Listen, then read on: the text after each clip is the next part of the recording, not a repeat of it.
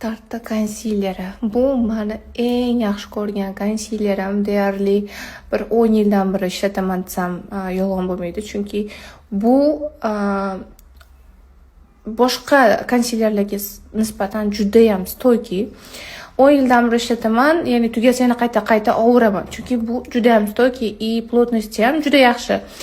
Keyin yuzdagi mana bu defektlaringizni to'g'rilashgami yoki bo'lmasam tellaringizni ushlab turishga ishlatsangiz bo'ladi.